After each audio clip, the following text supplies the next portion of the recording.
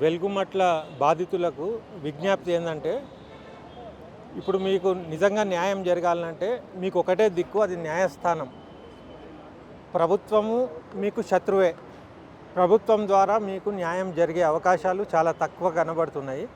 ఎందుకంటే మీ పక్షాన నిలబడి మీకోసం పోరాటం చేసిన జెన్యూన్ పీపుల్ మీద పీడీ యాక్టులు వేసి వాళ్ళని లోపలేసే కుట్ర జరుగుతుందనేది నాకు సమాచారము. యాక్చువల్లీ ఏంటంటే, ఆ ఇండ్లు ఏ నోటీస్ లేకుండా, ఏ ప్రొసీజర్ లేకుండా హఠాత్తుగా కూల్చేసిన చూసారా, దాని మీద చర్చ జరగాలి. ఇప్పుడు ప్రభుత్వం దాన్ని ఎట్లా డైవర్ట్ చేస్తుందంటే, దాంట్లో అర్హులు ఎవరు, పేదలు ఎవరు, పేదలు కానోళ్ళు ఎవరు, వాళ్ళను స్క్రూటినీ చేసి ఇస్తాము, అదంతా కాదు. ఇప్పుడు ఫస్ట్ ఏంటంటే, అసలు మీరు ఎట్లా కూలగొట్టినరు, కూలగొట్టాల్సిన అవసరం ఏమొచ్చింది, దాని మీదనే మెయిన్ న్యాయస్థానాలు కానీ ఎవరైనా చర్యలు తీసుకున్నది ఉంటుంది.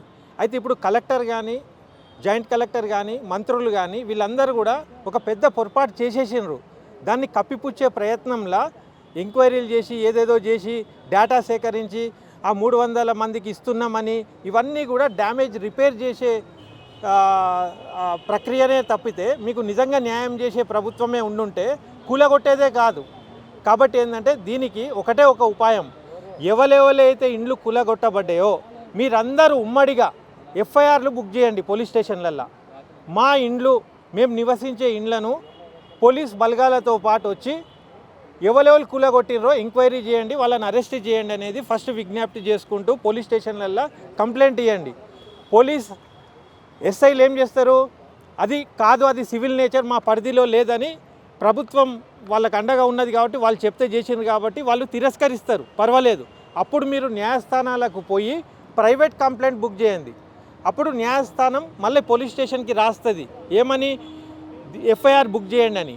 అప్పుడు కూడా చేయలేదనుకోండి, అప్పుడు న్యాయస్థానమే ఎంక్వైరీ విధిస్తుంది. కాబట్టి ఇవన్నీ కూడా పేదలకు తెలియదు. కాబట్టి మీరు ఎఫ్ఐఆర్లు బుక్ చేయడం, పోలీసు వాళ్ళు రిజెక్ట్ చేసినా మళ్ళీ న్యాయస్థానాలకు పోయి ప్రైవేట్ కంప్లైంట్లు బుక్ చేయడము, తద్వారానే మీకు న్యాయం జరుగుతుంది.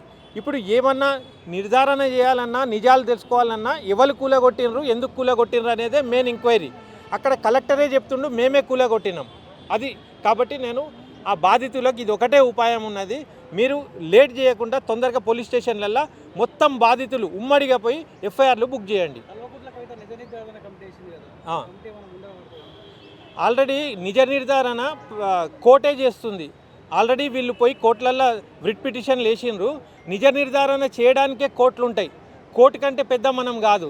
తర్వాత ఇదే జస్టిస్ సుదర్శన్ రెడ్డి గారు ఈ గ్రామీణ పేదల సంఘం ఆధ్వర్యంలో ఆయన పోయి మొదట్లోనే యూట్యూబర్లతో పాటు పోయి నిజ నిర్ధారణ చేసిండు. ఆ నిజ నిర్ధారణ కూడా ఆ బాధితుల పక్షాననే వచ్చింది.